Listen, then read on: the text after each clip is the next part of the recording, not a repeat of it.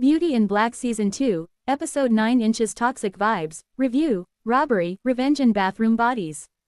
If you thought Beauty in Black was going to slow down this season, think again. Season 2, Episode 9 said, no breaks, no peace, just chaos. And baby, when I say this episode delivered drama, confusion, betrayal, and straight-up criminal activity, I mean Tyler Perry turned the volume all the way up. Let's get into this messy, dramatic, and slightly unhinged episode. The robbery that started it all.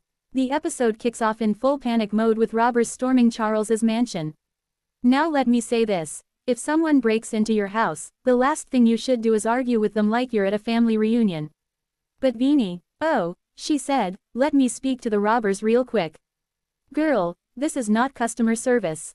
While Vinny is doing whatever she thinks she's doing, Charles is left dealing with something even worse, the aftermath. And when we find out what's actually going on inside that house later. Phew, just know this wasn't your average break-in. This was a setup wrapped in chaos.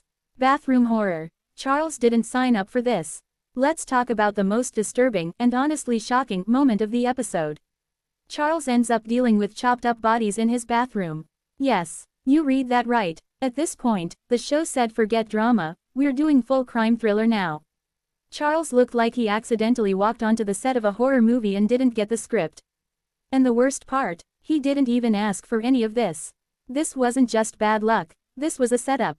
And when we later learn who's behind it, oh, it makes everything even messier. Rain's confession, casual chaos. Meanwhile, over in the, what did she just say? Department, Rain casually tells Kimmy that she pushed Glenn off a balcony. Like, casually, no build-up, no hesitation, just, yeah, I pushed him. And the reason, she thought Sylvie was being assaulted. Now listen, protecting someone is one thing. But pushing someone off a balcony?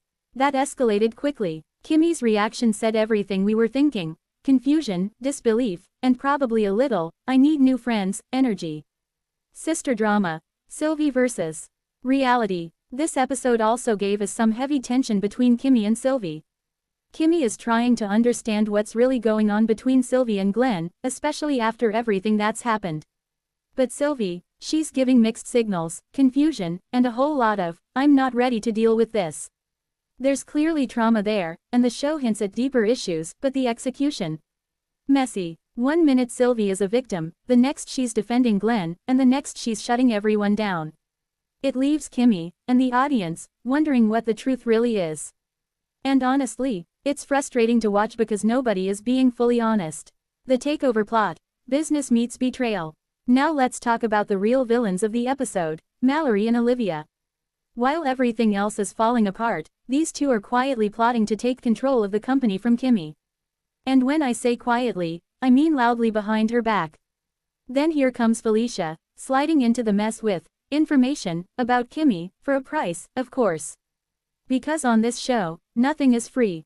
Not loyalty, not secrets, not even silence.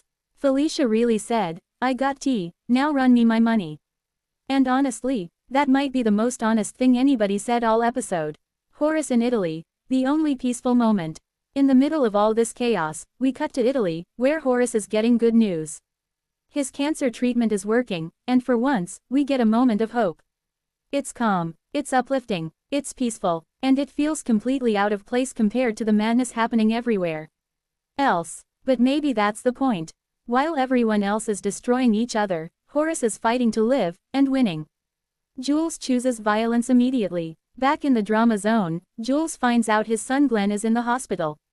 Now a normal person might ask questions. Maybe gather facts. Not Jules. Jules said, who did it? Don't matter. We going to handle it.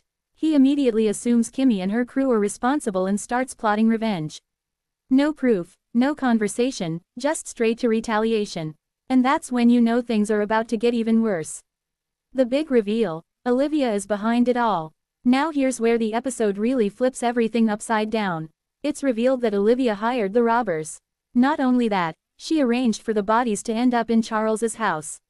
Let that sink in. This wasn't random. This wasn't bad luck. This was a calculated setup designed to destroy Charles, and possibly frame him. Olivia didn't just cross a line, she erased it completely. And suddenly, everything makes sense.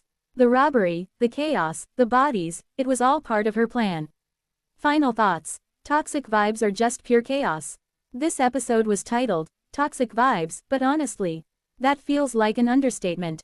This wasn't just toxic. This was betrayal on every level, family drama with no resolution, business schemes with deadly consequences, and characters making the worst decisions possible. But here's the thing, it's entertaining. Messy, yes. Over the top, absolutely. Unrealistic at times, definitely. But boring, never. And at this point, the biggest question is, who's going to survive all this chaos, and who's going to get taken down next? Because if episode 9 taught us anything, it's this. On Beauty in Black, nobody is safe, and everybody is plotting.